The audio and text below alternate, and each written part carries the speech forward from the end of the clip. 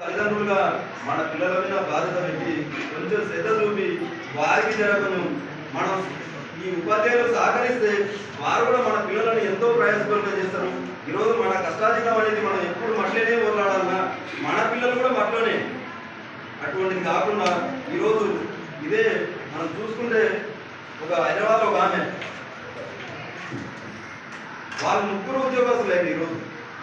అంటే ఆమె చేసే పని నా పిల్లలు చేయకూడదు, రేపు భవిష్యత్తులో నా పిల్లలు కూడా ఒక ఉన్నత స్థాయికి కావాలని చెప్పి ఆమె కడుపు కట్టుకొని ఆ పిల్లలను చదివించి ఆ పిల్లలు కూడా ఎంతో శ్రద్ధగా చదివితేనే ఈరోజు ముగ్గురు ఉద్యోగస్తులే. అంటే మన పిల్లలను మనం ఏ విధంగా తయారవుతున్నారు? ఈరోజున్న సమాజం ఏంటంటే సోషల్ మీడియా, ఫోన్లు, ప్రతి ఇంట్లో పెద్ద ఫోన్లు, ఎవ్వరి దగ్గర చిన్న ఫోన్ లేదు. మనం ఏం చేస్తున్నాం అంటే పిల్లలు మారాన్ చేస్తున్నారని చెప్పి ఏడుస్తున్నారని చెప్పి